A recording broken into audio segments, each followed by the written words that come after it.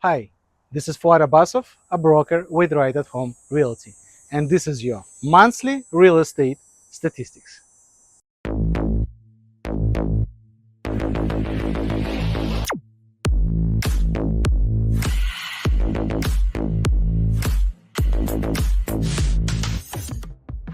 The July 2025 real estate market across Toronto and the Greater Toronto area brought us an interesting mix of signals. Sales activity is starting to pick up momentum, inventory continues to rise steadily, and prices are experiencing different types of pressure in both the freehold and condo markets. For buyers, sellers, and investors, these conditions are creating unique opportunities and challenges that make this one of the most balanced markets we have seen in years. In the freehold segment, which includes detached homes, semis, and townhomes, activity strengthened noticeably compared to last year. Realtors recorded just over 6,100 sales in July, representing a 10.9% increase from July of 2024 and making it the busiest July since 2021. The average price for a home in the GTA stood around $1,052,000. While this is about 5% lower than last year, it held steady compared to June, suggesting that the downward price adjustments we saw earlier in the year may be leveling off. At the same time, inventory climbed significantly, with active listings up by more than 25%. This gave buyers more choice and reduced the sense of urgency we got used to in recent years. With months of inventory sitting around 4.6, the freehold market is balanced, favoring neither buyers nor sellers, but leaving pricing and presentation as the decisive factors in whether property sells quickly or lingers on the market. Condominiums, however, continue to feel more downward pressure. The average condo price across the GTA was $674,000 in July, which is nearly 9% lower than the same period last year. The median price sat closer to $610,000, making condos the most affordable entry point for buyers in today's market. Sales volumes were up about 5% year over year, showing that demand is still present, but supply growth is outpacing this demand. Inventory levels have climbed by nearly 20%, with more than 6.5 months of inventory available. In practical terms, this means buyers have stronger negotiating power, and in some buildings, units are selling at 15 to 20% lower than they did just a few months ago. For buyers, this presents a window of opportunity to secure a property at more affordable prices, while for sellers, it underlines the importance of staging, presentation, and sharp pricing to stand out in a competitive market. The rental market is also showing signs of adjustment. Although July's full date is still being finalized, June members already showed a clear trend. Average rent in Toronto dropped by about 5% compared to last year, landing at around $2,593 per month. This shift comes as more rental units, particularly condos, become available, giving tenants more choice. While demand remains steady, landlords may need to be flexible with pricing or consider offering incentives to attract quality tenants.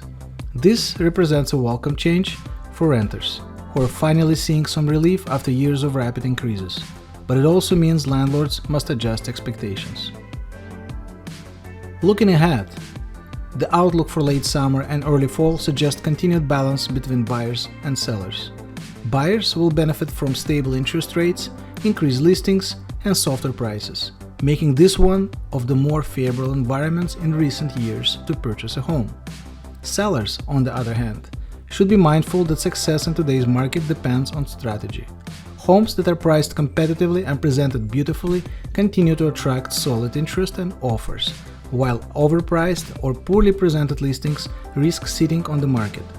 Investors should pay close attention to both the freehold and condo segments, as price adjustments and rental stabilization may open up new long-term opportunities.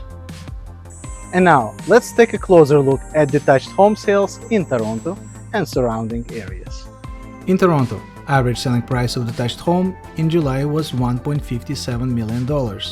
Compared to last year, prices went down by 5.4%. Amount of sales was up by 9.24%. New listings were up by almost 8%. On average, it takes 25 days for a detached home to be sold in Toronto today. In Vaughan, Average selling price of detached home in July was $1.74 million. Compared to last July, prices were down by 3.67%. Sales were up by 14.5%. Amount of listings was up by 16.76%. On average, it takes 1 month for a detached home to be sold in Vaughan today. In Richmond Hill, average selling price of detached home in July was $1.77 million. Compared to last July, prices went down by almost 9%. Sales were up by 40%.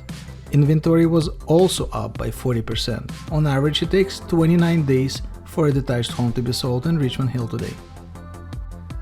Mississauga, average selling price of detached home in July was $1.5 million.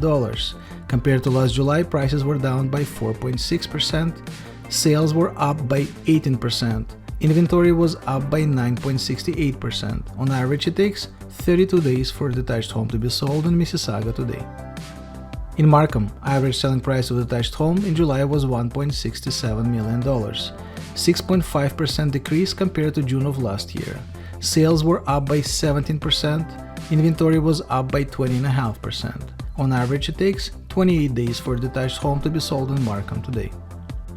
In Newmarket, average selling price of detached home in July was $1.12 million.